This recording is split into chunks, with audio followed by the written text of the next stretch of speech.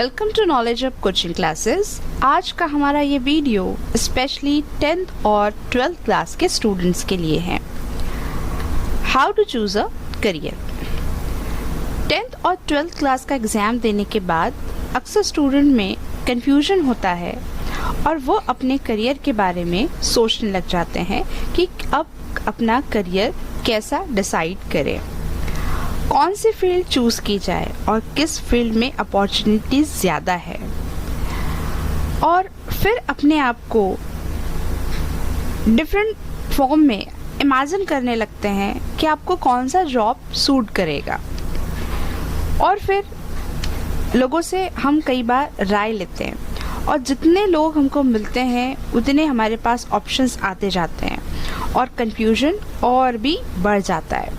अब हमारे पास आ जाते हैं ढेर सारे ऑप्शंस। अब इतने ऑप्शंस को लेकर अपना करियर चूज़ करने में हमको यहाँ पर एक डिफ़िकल्टी क्रिएट हो जाती है। एक हमारे पास डिसीजन लेने के लिए हमको सोचना पड़ जाता है और कन्फ्यूजन हमारा उस टाइम पर बढ़ जाता है जब हम 10th का एग्ज़ाम पास कर देते हैं कि आगे हम कौन से स्ट्रीम चूज़ करें, आर्ट्स, साइंस या फिर कॉमर्स।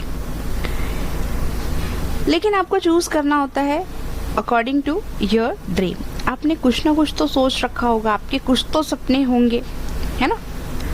और आपके जो सपने हैं आपने अपने आप को इमेजिन किया होगा as a doctor, as a teacher, engineer, as a IAS officer, जो भी आपने अपने आप को इमेजिन किया होगा, आपका जो सपना होगा, तो वो किसके अकॉर्डिंग होगा?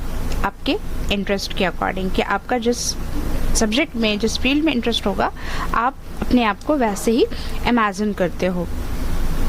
लेकिन कुछ बच्चे ऐसे होते हैं जिन्होंने अभी तक के अपना करियर प्लान ही नहीं किया है, सोचा ही नहीं है कि करना क्या है। तो आप ये वीडियो लास्ट तक के देखें, अपने करियर को प्लान करने में आपको हेल्प मिलेगी। अब होता क्या है जनरली कि मैं अगर किसी भी बच्चे से पूछूं, अगर मैं आपसे भी अगर क्वेश्चन पूछूं या मैं किसी भी बच्चे से क्वेश्चन पूछूं कि आपको अपने करियर में क्या करना है, आपको क्या बनना है, तो बच्चों के पास में लिमिटेड ऑप्शंस ही होंगे। बच्चे बताएंगे डॉक्टर बनना है या फिर इंजीनियर या टीचर, लॉयर, या कुछ बच्चे ऐसे होंगे जिनको रिसर्च फील्ड में इंटरेस्ट होगा तो वो कहेंगे हमको साइंटिस्ट बनना है, या और कुछ गिने गिने से और 2-3 ऑप्शंस आएंगे। लेकिन क्या इतने ही लिमिटेड ऑप्शंस हैं हमारे पास अवेलेबल जब हमको करियर चूज़ करना होगा? तो नहीं, हमारे पास में बहुत सारे करियर ऑप्शंस हैं। अब आपको हम यहाँ बताते हैं कि करियर हम डिफरेंट फील्ड में हम किस तरीके से यहाँ देख रहे हैं। एक लंबी चौड़ी सी हमको लिस्ट नज़र आ रही है। आप जर्नलिस्ट बन सकते हो, company secretary, CA, teacher, lawyer, जज, एयरलाइन पायलट, और भी जहाँ पर आपको दिख रहा है यहाँ ढेर सारे आपके पास में ऑप्शंस अवेलेबल है एंड मैनी मोर, और भी बहुत सारे होंगे। तो देखो बच्चों, आज का हमारा ये वीडियो इसीलिए है कि आपको पता चले कि वेरियस ऑप्शंस है हमारे पास में, और अगर आप इनमें से कोई ऑप्शन को चूज़ करते हैं तो 10th के बाद आपको कौन सी स्ट्रीम लेकर पढ़ना होगा और कौन से कोर्सेज करने होंगे। इसके लिए आप कंटिन्यू इस वीडियो को देखते रहें। सबसे पहले हम देखते हैं आफ्टर 10th क्लास कि कुछ डिप्लोमा कोर्सेज होते हैं और उनमें हमको कौन कौन से ऑप्शंस हैं ये हम देखते हैं। 10th क्लास के बाद सबसे पहला सोच आती है पॉलिटेक्निक को लेकर, और जैसे ही पॉलिटेक्निक आ जाए तो उस पर भी हमको ब्रांच चूज़ करनी पड़ती है, और हमारे पास ऑप्शंस क्या बचते हैं?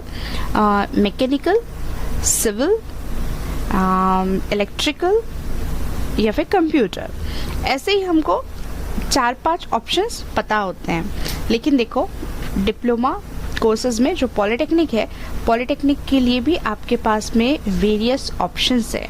जैसे आप डिप्लोमा कर सकते हो केमिकल इंजीनियरिंग में, टेक्सटाइल इंजीनियरिंग में, मेटलर्जी में, फायर एंड सेफ्टी में, इसमें भी पॉलिटेक्निक आप कर सकते हैं, जिनकी जो डिमांड है वो ज़्यादा है, स्कोप ज़्यादा है। अब 10th के बाद सबसे इजी और शॉर्ट में होने वाला डिप्लोमा कोर्स है ITI। इसके लिए भी आपके पास में डिफरेंट ऑप्शंस जो हैं वो अवेलेबल है। और पॉलिटेक्निक या ITI के लिए अपने अमरावती में भी गवर्नमेंट कॉलेजेस है और प्राइवेट कॉलेजेस भी है। इसी तरह डिप्लोमा के साथ साथ कुछ सर्टिफिकेट कोर्सेज भी अवेलेबल हैं और पैरामेडिकल कोर्सेज भी हैं। अब होता क्या है, हॉस्पिटल है और हॉस्पिटल में मेन जो डॉक्टर्स होते हैं, डॉक्टर्स के अलावा भी मेडिकल स्टाफ बहुत बड़ा होता है, जिनमें डॉक्टर्स को असिस्ट करने के लिए होते हैं, जो जैसे कि एक्सरे लेने के लिए, या फिर लैब असिस्टेंट होता है, ऑपरेशन थिएटर में जो डॉक्टर को असिस्ट करने के लिए लगते हैं, या फिर नर्सिंग केयर असिस्टेंट होते हैं, या फिर MRI लेने के लिए, या CT स्कैन है, या फिर जो भी असिस्ट करने के लिए डॉक्टर को लगते हैं, तो वो भी कोर्सेज होते हैं। यहाँ पे सर्टिफिकेट कोर्सेज भी आपको नज़र आ रहे हैं और पैरामेडिकल कोर्सेज मतलब डिप्लोमा कोर्सेज भी आपको नज़र आ रहे हैं। तो देखो, ये जो सर्टिफिकेट कोर्सेज हैं या फिर डिप्लोमा कोर्सेज हैं, तो ये इनकी डिमांड जो है वो आफ्टर ग्रेजुएशन और भी बढ़ जाती है। अब बात आती है कि हमको ग्रेजुएशन करना है, तो ग्रेजुएशन करने के लिए हमको 11th-12th करना ज़रूरी हो जाता है, मतलब जूनियर कॉलेज में एडमिशन लेना है। तो अब फिर से आता है कि जूनियर कॉलेज में एडमिशन लेना है, तो फिर हम कौन से स्ट्रीम चूज़ करें, साइंस, आर्ट्स या फिर कॉमर्स। अब हम यहाँ पर देखेंगे कि साइंस, आर्ट्स और कॉमर्स जो है उनमें कौन कौन से सब्जेक्ट्स होते हैं और उनको लेकर आप डिफरेंट कौन से करियर को चूज़ कर सकते हो। सबसे पहले हम देखते हैं कि आर्ट्स क्या है। आर्ट्स एक ऐसी स्ट्रीम है जिसमें बहुत सारे डाइवर्जन्स हैं, मतलब बहुत सारी वैरायटीज़ हैं। इसमें डिफरेंट सब्जेक्ट्स लेकर आप स्टडी कर सकते हो अकॉर्डिंग टू योर इंटरेस्ट। जैसे विजुअल आर्ट्स होता है, परफॉर्मिंग आर्ट्स है, लिटरेरी आर्ट्स है, history, law, humanities subjects, geography, political science, ऐसे बहुत सारे डिफरेंट सब्जेक्ट्स होते हैं। तो अकॉर्डिंग टू योर इंटरेस्ट, जैसे कि अगर आपका म्यूज़िक में, डांस में, ड्रामा में ज़्यादा इंटरेस्ट है, तो परफॉर्मिंग आर्ट्स ऐसे सब्जेक्ट्स लेके आप स्टडी कर सकते हो। तो मेन सब्जेक्ट्स क्या होते हैं यहाँ पे आर्ट्स में, लेकिन वो डिपेंड करता है according to your arts stream, मतलब आपने कौन सा इसमें से कोर्स आप लेना चाहते हैं। जैसे विजुअल आर्ट्स या परफॉर्मिंग आर्ट्स, लिटरेरी आर्ट, तो इसके अकॉर्डिंग आपको सब्जेक्ट चूज़ करना होता है। तो मेन सब्जेक्ट्स की यहाँ पे कुछ लिस्ट है, तो आप इसको देख सकते हो। जैसे लैंग्वेजेस तो होती हैं, उसके अकॉर्डिंग जैसे अगर आप परफॉर्मिंग आर्ट्स में ले रहे हो तो म्यूज़िक होगा, या फिर आप दूसरे सब्जेक्ट्स लेना चाह रहे हो तो ज्योग्राफी, पॉलिटिकल साइंस, हिस्ट्री और सोशोलॉजी वगैरह जैसे सब्जेक्ट्स भी ले सकते हो। और आर्ट्स स्ट्रीम में मैथमेटिक्स और कंप्यूटर साइंस, ये भी सब्जेक्ट्स आप ले सकते हैं। इसके बाद आप देखें कि प्रोफेशनल कोर्सेज कौन से होते हैं। जनरली हमारी थिंकिंग होती है कि 12th आर्ट्स से करने के बाद में BA कर सकते हैं, और BA में भी हमको पता होता है कि BA लैंग्वेजेस जैसे BA Urdu, BA English, literature जैसे सब्जेक्ट्स जो लेते हैं, या फिर हिस्ट्री, ज्योग्राफी, पॉलिटिकल साइंस। लेकिन आप BA में भी आप यहाँ पे देख सकते हैं कि आपके पास BA में ढेर सारे ऑप्शंस हैं। आप अलग अलग सब्जेक्ट्स को लेकर आपकी ग्रेजुएशन की डिग्री जो है ले सकते हैं। जैसे आपको नया दिखेगा इसमें BA in journalism and mass communication, BA in hotel management, है ना, BA in psychology, BA in animation and multimedia. तो ये भी आपके पास में नए कोर्सेज हैं। अब बीए के अलावा भी आपके पास में ऑप्शंस है 12th आर्ट्स से करने के बाद में। टेक्निकल कोर्सेज होते हैं जो आप कर सकते हैं, लेकिन टेक्निकल कोर्सेज के लिए आपको 11th-12th में मैथ्स लेना ज़रूरी होता है। लॉ कोर्सेज हैं यहाँ पर, लेकिन लॉ कोर्सेज जो हैं बीए, एलएलबी, एलएलएम वगैरह जो बैचलर कोर्सेज हैं, तो उसके लिए आपको एक कॉम्पिटिटिव एग्ज़ाम्स क्रॉस करना ज़रूरी होता है। उसी तरह मैनेजमेंट कोर्सेज है, फैशन कोर्सेज हैं, physical education courses, teaching courses and other courses, और कुछ जो कोर्सेज हैं उसके लिए कॉम्पिटिटिव एग्ज़ाम ज़रूरी होते हैं। अब हम यहाँ पर देखते हैं व्हाट इज़ कॉमर्स। सेकेंड जो स्ट्रीम है हमारे पास में वह है कॉमर्स। कॉमर्स में हम जनरली स्टडी करते हैं economics, accountancy and business studies में, और इनका स्कोप होता है फाइनेंशियली सर्विस इंडस्ट्रीज़ में, जैसे कि banking, insurance, securities and other financial companies होती है, इसमें इसका काफ़ी स्कोप है। अब देखते हैं हम 12th कॉमर्स करने के बाद प्रोफेशनल कोर्सेज। प्रोफेशनल कोर्सेज में सबसे पहले आता है बीकॉम, और बीकॉम भी यहाँ पर हम देख सकते हैं डिफरेंट ऑप्शंस है बीकॉम के लिए भी। बीकॉम के बाद में ऑप्शन है हमारे पास लॉ भी कर सकते हैं, और लॉ के लिए भी डिफरेंट ऑप्शंस है हमारे पास में। और कुछ जो कोर्सेज होते हैं उनके लिए कॉम्पिटिटिव एग्ज़ाम्स ज़रूरी होते हैं, जैसे लॉ वगैरह के लिए क्लैट की एग्ज़ाम होती है, उसको क्रॉस करके ही हम लॉ में एडमिशन ले सकते हैं। उसी तरीके से कुछ प्रोफेशनल कोर्सेज भी हैं, जैसे सीए, चार्टर्ड अकाउंटेंसी, जिसका आज बहुत डिमांड है, BBA, bachelor of economics, CS, company secretary, इसका भी स्कोप बहुत ज़्यादा है। एनिमेशन एंड मल्टीमीडिया, आपको पता है एनिमेशन की ही दुनिया है, मतलब बहुत सारे जो आप वीडियोस वगैरह देखते होंगे तो उसमें ये एनिमेशन एंड मल्टीमीडिया का बहुत बड़ा रोल है। जर्नलिज्म एंड मास कम्युनिकेशन, ये तो आज सबको पता है कि इसका कितना डिमांड है। Event management, BHM, bachelor of statics, actuarial science, BFA, BCA, ये बहुत सारे और भी कोर्सेज अवेलेबल हैं। लेकिन ये भी याद रखें कि ये जो कोर्सेज आप चूज़ करते हैं उनके बारे में और भी डिटेल में इंफॉर्मेशन आप ले लीजिए, क्योंकि बहुत सारे कोर्सेज ऐसे हैं जिनको करने से पहले आपको कॉम्पिटिटिव एग्ज़ाम्स देना पड़ता है, तो इसलिए पहले पूरी इंफॉर्मेशन आप लेंगे। But all these streams have some boundings, मतलब जो आर्ट्स की स्ट्रीम है और कॉमर्स की स्ट्रीम है वहाँ कुछ बाउंडिंग्स होती है। कैसे बाउंडिंग्स है? जैसे कि अगर आपने आर्ट्स से 12th पास कर लिया है और आपका 12th के बाद माइंड चेंज हो जाए कि नहीं अब मुझे डॉक्टर बनना है, इंजीनियर बनना है, या सीएस करना है, सीए करना है, तो आप नहीं कर पाओगे। उसी तरीके से अगर आपने 12th कॉमर्स से किया है और उसके बाद आपका मूड हो रहा है कि नहीं अब मुझे इंजीनियरिंग करना है या फिर मुझे अभी डॉक्टर बनना है, तो आप फिर नहीं कर पाओगे। क्यों नहीं कर पाओगे? क्योंकि आपके वो मेन सब्जेक्ट्स 11th-12th में नहीं थे। अब हम तीसरे ऑप्शन अगर हमारे पास में है, मतलब अगर हमारे पास में साइंस है, साइंस ऑप्शंस लेके अगर हम पढ़ रहे हैं तो कभी भी कोई भी स्ट्रीम में हम एंटर कर सकते हैं, मतलब हमारे पास सारे ऑप्शंस हमारे लिए क्या होंगे, ओपन रहेंगे।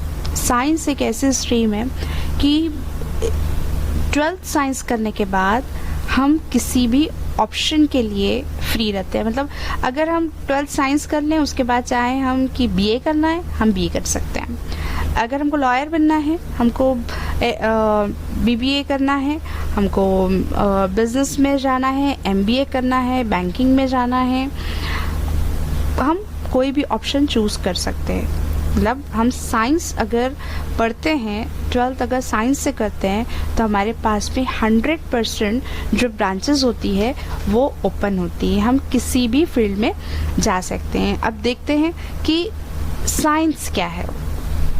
साइंस जिसमें हम एक्सपेरिमेंटेशन, इन्वेस्टिगेशन, जो नेचुरल फिनोमिनॉन है, इन सब के बारे में स्टडी करता है। और इसमें मेन सब्जेक्ट्स होते हैं physics, chemistry, biology, mathematics and computer science. और इसके अलावा कुछ लैंग्वेजेस भी हमको पढ़नी पड़ती है। इंग्लिश तो कंपलसरी होती है और एक सेकेंड लैंग्वेज आपको चूज़ करना पड़ता है। जो मेन सब्जेक्ट्स हैं इसके बारे में हम यहाँ पर ग्रुप वाइज हम स्टडी करेंगे। एक साइंस की स्ट्रीम होती है, बायोलॉजी ग्रुप को लेकर हम पढ़ सकते हैं। बायोलॉजी ग्रुप मतलब जिसमें मैथ्स नहीं होता है, मैथ्स के इंस्टीड हम ऑप्शनल सब्जेक्ट जैसे कि सोशोलॉजी, ज्योग्राफी ले सकते हैं। वो डिपेंड करता है कि हमारे कॉलेज में कौन सा ऑप्शन अवेलेबल है। जैसे बायोलॉजी ग्रुप में जो मेन सब्जेक्ट है फिज़िक्स, केमिस्ट्री, बायो तो रहेंगी। मैथ्स की ऑप्शनल एक सब्जेक्ट है और 2 लैंग्वेजेस है। इंग्लिश कंपलसरी और सेकेंड लैंग्वेज आपको चूज़ करना है। जैसे आप हिंदी ले सकते हैं या फिर उर्दू ले सकते हैं, मराठी ले सकते हैं। इस तरीके से आप सेकेंड लैंग्वेज कोई भी चूज़ कर सकते हैं। एक ग्रुप होता है जनरल साइंस। जनरल साइंस में आप फिज़िक्स, केमिस्ट्री, बायोलॉजी, मैथ्स, ये जो 4 मेन सब्जेक्ट्स हैं ये लेंगे आप। और वही इंग्लिश और सेकेंड लैंग्वेज कंपलसरी है। अब यहाँ पर 2 ग्रुप्स और दिखाई दे रहे हैं जो वोकेशनल सब्जेक्ट्स कहला रहे हैं। वोकेशनल सब्जेक्ट जो यहाँ पर आपको ग्रुप 1 दिखाई दे रहा है, ग्रुप 1 जो वोकेशनल सब्जेक्ट में है फिज़िक्स, केमिस्ट्री, मैथ्स और इंग्लिश, मतलब बायो यहाँ से हट गया। और बायो के अलावा यहाँ पे है computer science, IT, electronic, mechanical and electrical maintenance. इसमें से आप कोई भी एक सब्जेक्ट चूज़ कर सकते हैं instead of biology. Vocational subject group 2 में आपको यहाँ पे मैथ्स नहीं दिखेगा। फिज़िक्स, केमिस्ट्री, बायोलॉजी, इंग्लिश है और मैथ्स के इंस्टीड है फिशरीज। और कुछ ऑप्शंस दूसरे भी होते हैं, डिपेंड करता है वो कॉलेज के ऊपर में कि कॉलेज में कौन से ऑप्शंस हैं। अब इसी वोकेशनल सब्जेक्ट को हम कहते हैं बायफोकल। अगर आप वोकेशनल सब्जेक्ट को लेकर स्टडी कर रहे हैं तो वो आता है बायफोकल में। ये बहुत कम लोगों को इन्फॉर्मेशन है इसके बारे में।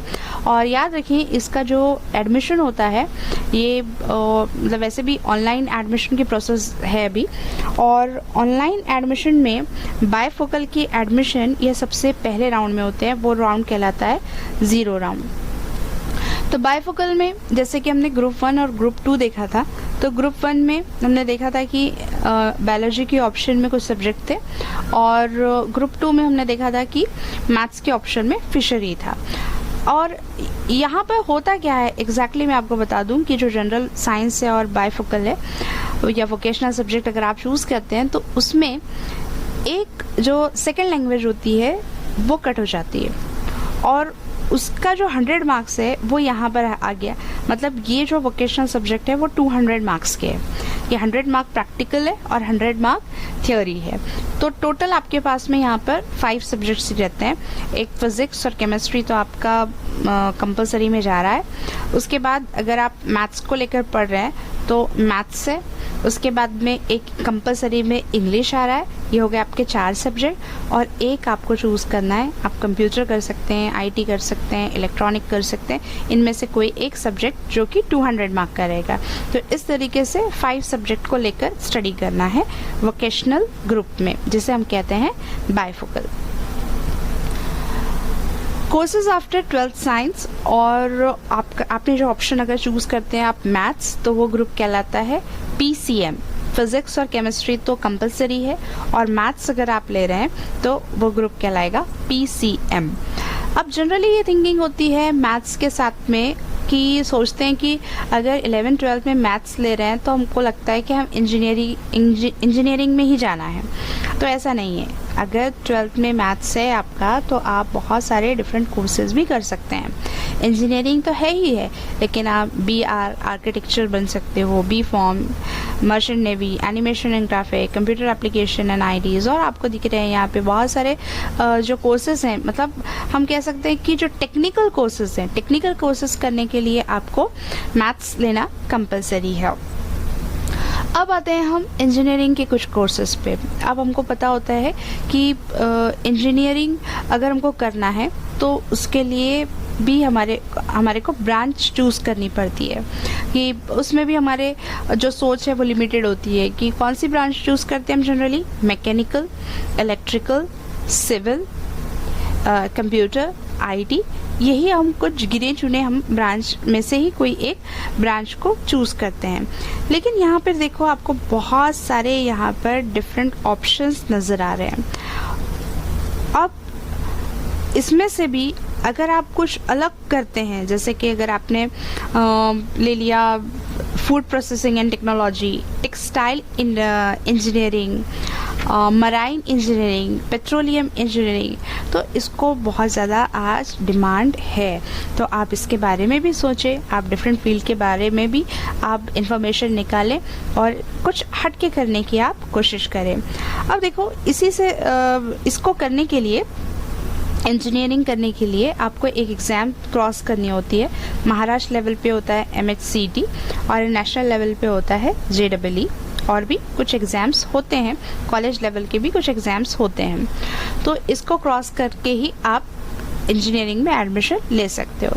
तो अभी हम बात कर रहे थे कि आप कुछ डिफरेंट सोचें और डिफरेंट फील्ड अगर आप चूज़ करते हैं तो ये एक आपके लिए बेनिफिशियल होगा। अब देखिए होता क्या है कि हम आसपास के लोगों को ही देखते हैं और उनके जैसा ही करने की कोशिश करते हैं। मतलब देखते हैं हम, हमारी सोसाइटी में एक दो लोगों ने कुछ किया है और वो अगर सक्सेस हुए हैं तो हम चाहते हैं कि हम उनके जैसा ही करें, और फिर मैक्सिमम लोग उसी फील्ड को चूज़ करते हैं। बट ये सोचो, जहाँ मैक्सिमम लोग एक ही फील्ड में होंगे, जैसे आप यहाँ देख रहे हैं कि एक ही रास्ते पे बहुत सारे लोग जा रहे हैं, तो वहाँ जॉब अपॉर्चुनिटी कम हो जाएगी, जाहिर सी बात है, और सैचुरेशन बढ़ जाएगा। अगर हम सोच समझ के अगर हम कोई दूसरी फील्ड चूज़ करते हैं जहाँ पर कम लोग जा रहे हैं, लेकिन वहाँ पर अपॉर्चुनिटीज़ क्या होगी, हमको ज़्यादा मिलेगी। स्कोप है लेकिन हमारे को उसके बारे में नॉलेज नहीं है, हम दूसरे लोगों के पीछे जा रहे हैं। लेकिन अगर वो फील्ड हम चूज़ करते हैं जहाँ पर कम जो सैचुरेशन इतना नहीं है और अपॉर्चुनिटीज़ ज़्यादा है, तो हम क्यों ना वो कोर्सेस करें जहाँ हम जल्द से जल्द सक्सेस हो सकें। तो इस बारे में आप ज़रूर सोचें कि आप कुछ डिफरेंट करें। और कुछ कोर्सेज हैं, courses after 12th science biology. अगर आप मैथ्स को स्किप कर रहे हो, आपका बायोलॉजी ग्रुप लेकर आपने स्टडी किया है 12th में, तो आपके पास में कोर्सेज हैं BSc नर्सिंग, D.Pharm, और BSc में भी बहुत सारे आप डिफरेंट ऑप्शंस लेके आप कर सकते हो। अलग अलग ऑप्शंस आप चूज़ करें, BSc बायोटेक्नोलॉजी करें, हॉर्टिकल्चर करें, BSc जेनेटिक्स होता है, BSc एग्रीकल्चर है। यहाँ पर भी आप डिफरेंट ऑप्शंस में से कोई एक चूज़ कर सकते हो। लेकिन फिर भी यहाँ मैं आपको बार बार बता रही हूँ कि कुछ कोर्सेज ऐसे हैं जिनको कॉम्पिटिटिव एग्ज़ाम्स क्रॉस करने के बाद ही एडमिशन मिलता है। तो इनमें से भी बहुत सारे कोर्सेज ऐसे हैं जिनको कॉम्पिटिटिव एग्ज़ाम लगता है, आप उसके इन्फॉर्मेशन निकालेंगे।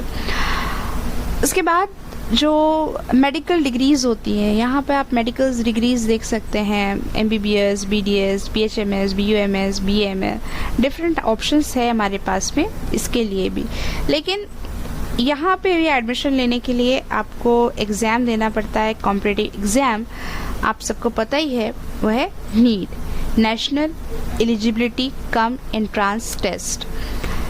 अब ये क्रॉस करना ये सबसे डिफ़िकल्ट टास्क है, क्योंकि ये जो एग्ज़ाम है ये इंडिया का टॉप मोस्ट टफेस्ट एग्ज़ाम होता है।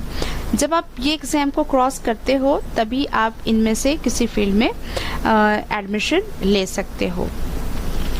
अब मेडिकल डिग्रीज़ यहाँ पे मतलब ये ग्रेजुएशन आप ये करने के बाद आप ग्रेजुएट ही कहलाओगे, लेकिन इसको स्पेशलाइजेशन ज़रूरी होता है। मतलब अगर आपको डॉक्टर बनना है तो आपको स्पेशलाइजेशन कोर्स करना ही करना है, मतलब आपको पोस्ट ग्रेजुएशन करना है। तो पोस्ट ग्रेजुएशन में भी आपके पास में डिफरेंट ऑप्शंस है। आप एमडी कर सकते हो, एमएस कर सकते हो, या फिर डीएनबी कर सकते हो, और उसमें भी आप देख रहे हैं यहाँ पर आपके पास में डिफरेंट ऑप्शंस हैं। लेकिन फिर यहाँ पे आपको एडमिशन लेने के लिए एक और टफेस्ट एग्ज़ाम क्रॉस करना पड़ता है, वो है नीट पीजी। मतलब पोस्ट ग्रेजुएशन से पहले एक और एग्ज़ाम देना है आपको, पीजी नीट। उसके बाद ही आप एमडी, एमएस या डीएनबी को चूज़ कर सकते हैं, मतलब इनमें से कोई ऑप्शंस आप चूज़ कर सकते हैं। नीट क्रॉस करने के बाद एक और कोर्स होता है वेटनरी कोर्सेज। वेटनरी कोर्सेज में भी बहुत स्कोप है। ये वेटनरी कोर्सेज क्या होते हैं, जैसे कि इंसानों की बीमारियों को इलाज करने के लिए डॉक्टर्स होते हैं, वैसे ही जानवरों के इलाज के लिए भी डॉक्टर्स होते हैं। तो वो कोर्सेज कहलाते हैं वेटनरी कोर्सेज। लेकिन वेटनरी कोर्सेज के लिए भी एंट्रेंस एग्ज़ाम होता है। अभी तक के हमने मैक्सिमम 12th के बाद के कोर्सेज ही देखे हैं, मीन्स ग्रेजुएशन के लिए। एक बार आप किसी प्रोफेशनल कोर्स को चूज़ कर लेते हो ग्रेजुएशन के लिए, तो उसके बाद ऑटोमेटिक आप उसी कोर्स से रिलेटेड पोस्ट ग्रेजुएशन करोगे। मीन्स बैचलर डिग्री के बाद आप मास्टर डिग्री को अचीव करोगे। जैसे आपने आर्ट्स चूज़ किया है अगर, और आर्ट्स 12th आर्ट्स करने के बाद आपने बीए इन इंग्लिश लिटरेचर किया है, तो ऑब्वियसली बीए करने के बाद आप आगे एमए करोगे तो किस में करोगे? इंग्लिश लिटरेचर में करने वाले हो, है ना। उसी तरीके से अगर आपने एलएलबी किया है तो एलएलबी करने के बाद क्या करोगे? एलएलएम करोगे, मतलब बैचलर के बाद मास्टर्स की डिग्री। साइंस लिया अगर आपने, तो साइंस में मास्टर्स आप करना है अगर, तो आपको पहले ग्रेजुएशन करना है। अब ग्रेजुएशन में आपने बीएससी किया है, बीएससी कोई एक पर्टिकुलर सब्जेक्ट को लेकर, तो उसी सब्जेक्ट को लेकर आप एमएससी करोगे। अगर आपने टेक्निकल फील्ड लिया है, बीई किया है आपने, अगर बीई में आपने इलेक्ट्रिकल फील्ड चूज़ किया होगा, बीई इन इलेक्ट्रिकल, तो फिर एमई भी आपको इलेक्ट्रिकल में ही करना पड़ेगा। अगर आपने बीफॉर्म किया है तो एमफॉर्म करना पड़ेगा। अगर आपने बीसीए किया है तो एमसीए करना पड़ेगा। उसी तरीके से कॉमर्स में होता है। कॉमर्स में 12th करने के बाद अगर आपने बीकॉम लिया है तो बीकॉम करने के बाद मास्टर्स आपको एमकॉम करना पड़ेगा। उसी तरीके से अगर आप बीबीए किया आपने, बिजनेस मैनेजमेंट में करना है आपको, तो फिर बीबीए के बाद में एमबीए करना पड़ेगा।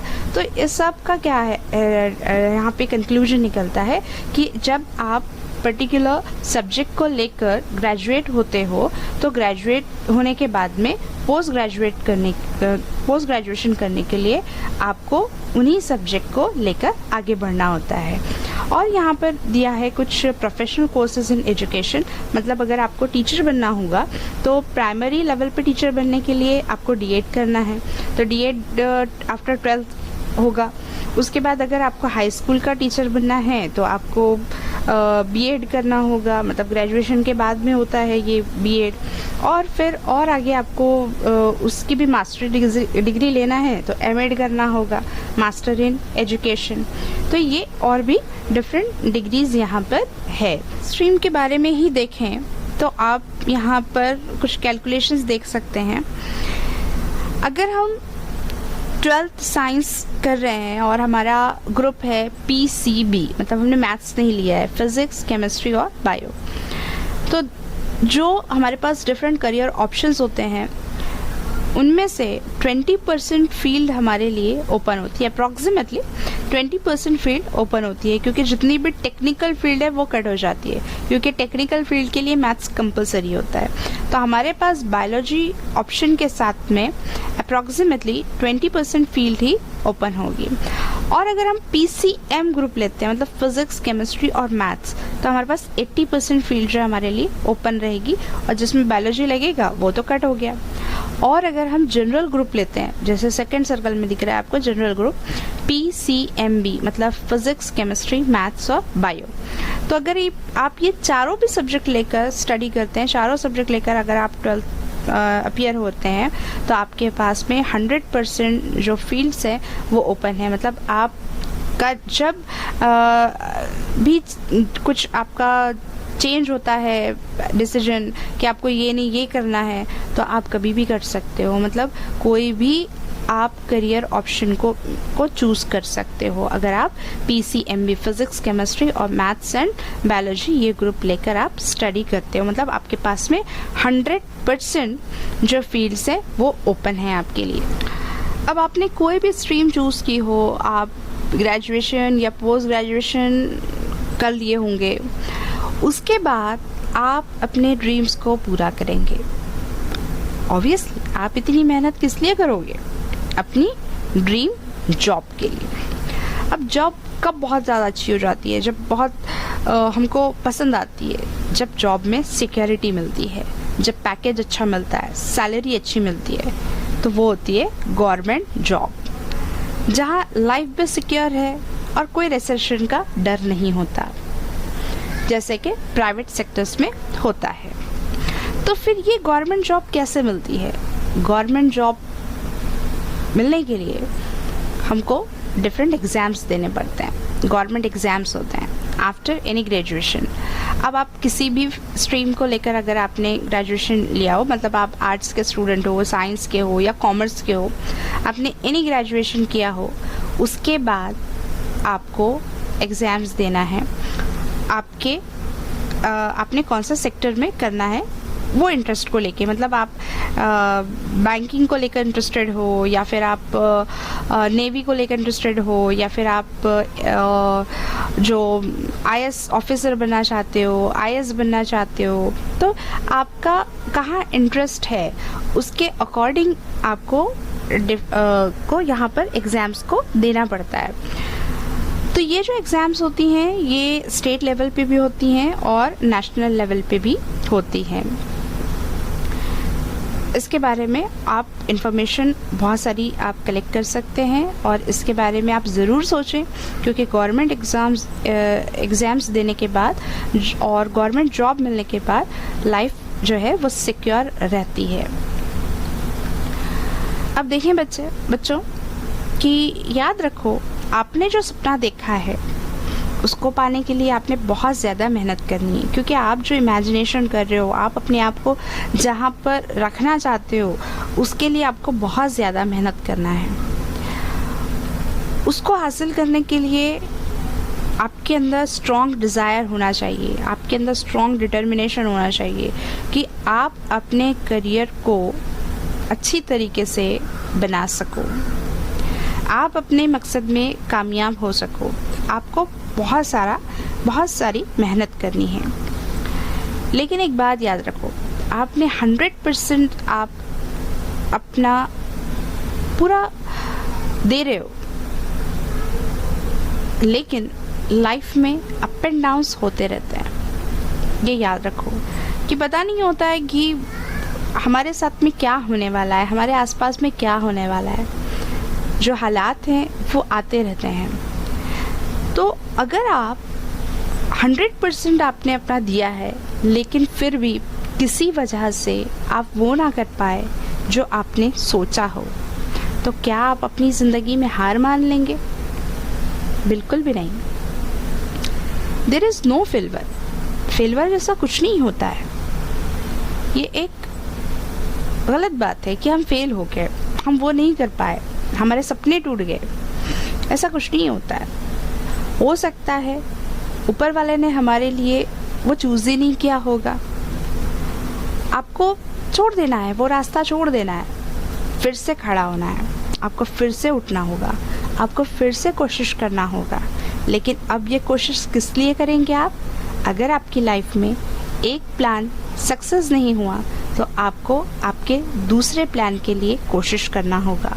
मतलब आपको दूसरा ऑप्शन चूज़ करना होगा अपने करियर के लिए, उस पर मेहनत करनी होगी और आपको सक्सेस ज़रूर मिलेगा।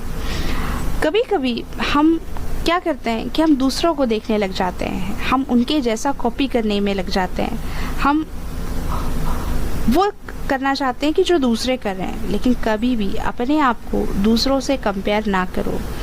उनकी लाइफ अलग है, हमारी लाइफ अलग है, हम दूसरों से अलग हैं, हम अलग करें, हम अलग सोचें। ये बात हमेशा ध्यान रखो। आप हमेशा ये ध्यान रखो, आप हो, आप ख़ास हो, आपकी बात ही अलग है।